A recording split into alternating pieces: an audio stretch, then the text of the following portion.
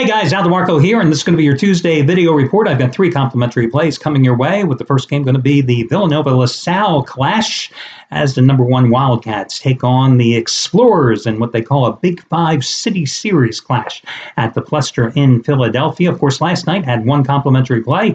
Told you the Cleveland Cavaliers would snap out of the funk that had them in a 3-game losing streak and end the Toronto Raptors' 6-game winning streak by winning in Toronto, because sometimes one team simply has another team's number, and that's certainly the case with the Cavaliers as they improved to 3-0 this season against Toronto. Okay, quick story here for you. So, way back in the day, before the internet, before cell phones, hell, before pagers, I think. I don't even think 4-head VHS players were out. When I was in high school, I was fortunate enough to get involved that they had a TV studio, and that really was the thing that got me hooked. Hell, I was going to go to college to be an electrical engineer. God help us. And then I got that TV. It took one appearance on TV. One time the red light went on, and that was it. Not that I had an ego. One time that red light went on, and that was it. I was hooked.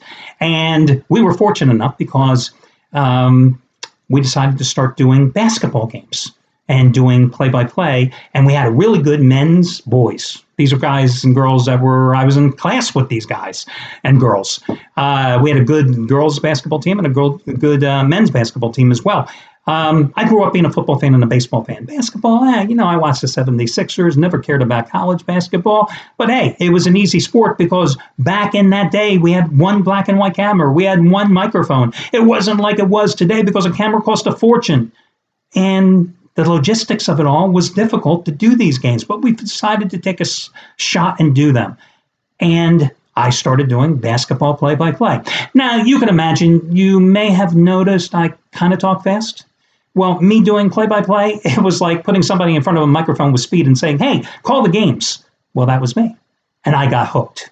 34 games later, and we had won the conference championships, and we were going to the district finals. And the district finals were at the Plestra in Philadelphia, and I had seen it on TV, and I was excited to go. Night before the district championships, I walked out to the mailbox at my house. It's like 10 o'clock at night. I don't know what the hell happened. Next thing I know, I'm down in a heap on the ground. My ankle had collapsed. Next day, I'm at the orthopedist, and I had just shredded the ligaments in my ankle. Well, they put me in a cast up to my knee, and for 10 weeks, that's how I was going to stay immobilized. I was not going to miss that game. So they load me up in crutches. They put me in the van. They take me to the Plestra. I didn't realize that at the time at the Plestra, the bleachers went all the way right down to the floor. And they weren't accustomed to having high school people show up to do a game. Yes, when the local TV station wanted to broadcast a game, they'd make accommodations. They weren't about to do it for a high school talent. So they put you up in the crow's nest. Crow's Nest was at the very top of the Plestra, way at the top of the Plestra. So, I'm thinking, okay, hey, I can figure this thing out on the crutches and work my way up. Well, then we get to the Crow's Nest, and the only way to access the Crow's Nest is this metal railing ladder that you had to climb up. And never forget, there were 14 steps going straight up. This is like one of these railings. You're climbing up the side of a building. And I'm looking at this thing and I'm thinking, how the hell am I going to get up this damn thing with crutches? And I thought, 34 games. I've traveled all over the place with this team. 34 games. I am 16 years old, and I am not going to miss this damn game. So I am literally going up on my ass, step by step, pulling myself up, another guy pushing my ass up as I'm climbing my way up, thinking to myself, how the hell am I going to get down this thing after this game's over? I've worried about that afterwards, but I got my first game and I did it, and I'm thinking, man, this is really high when you're up at the top of this thing. If you're, have a fear of heights, this is not a place you want to be. But that was my first time in the Plestra doing a game. Now, subsequently, I went to Temple, and we used to do a lot of games at the Plestra when I called games for the Temple Owls, and that was a unique thing because now, again, City Series Big 5 action back in the day. Temple's playing Penn, Temple's playing LaSalle. You would actually set up in the crowd.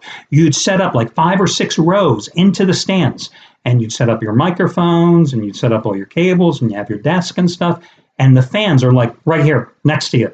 Well, that's kind of intimidating because they're not like all Temple fans sitting around you, Interesting situation when you're calling games on the radio and those games. But I probably called about, I probably did in 4 years, probably about 20, 25 games at the Plestra on radio for Temple. at the time. And interesting place. But anyway, let's talk about this game tonight. So Villanova, of course, the defending national champions, moving up to number one in the rankings, taking on LaSalle. Villanova is a big 17.5-point favorite. Listen, LaSalle hasn't played anybody. They opened up the season against Temple, and the Owls have certainly played well, and they lost that game. But these are two very good shooting teams. But the quality of competition, there is no comparison. Villanova off to an 8-0 start. They've beaten Purdue. They've beaten Wake Forest. They've won their first two City Series games by beating Penn by 25 and St. Joe's by 31.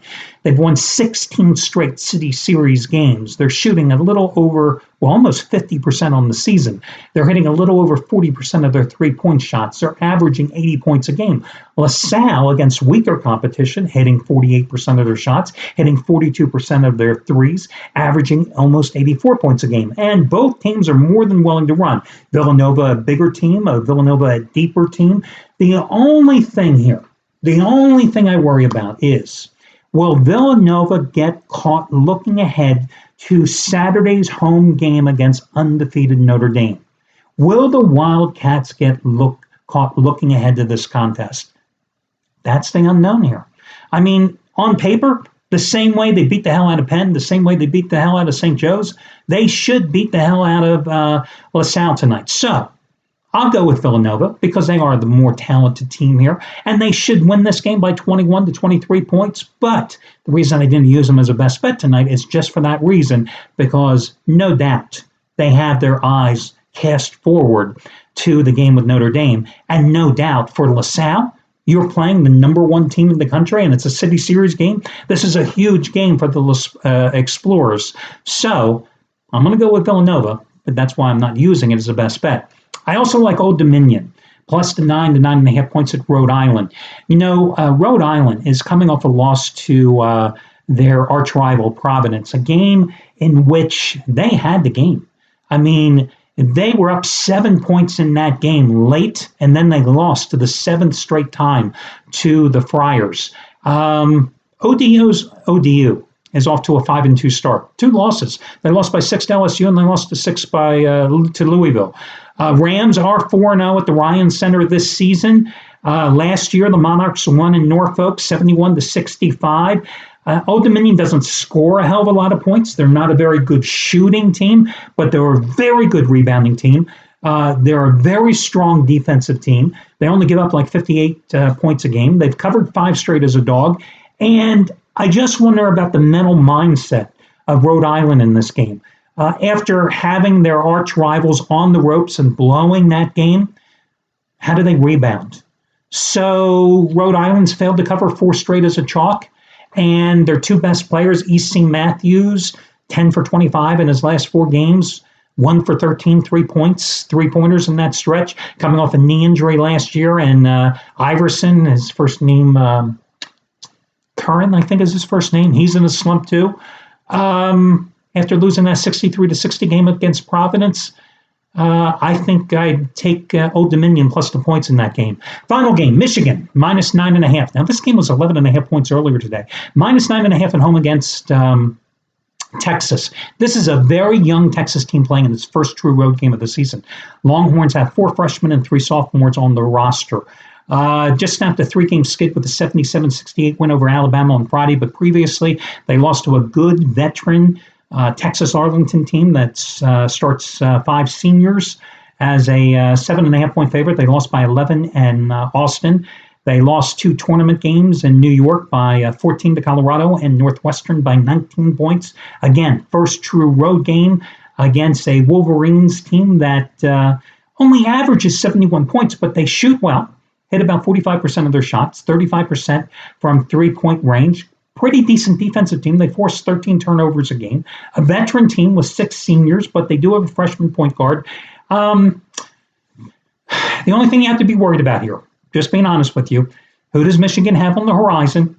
UCLA on Saturday, but good defensive team. They only give up about 59 points a game. They hold opponents to 35 points, 35% shooting.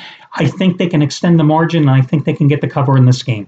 So I'm going to go with Villanova, Michigan, and Old Dominion as your 3 complimentary plays today. That'll do it. Wish you well. I'll talk to you again tomorrow when we do this one more time.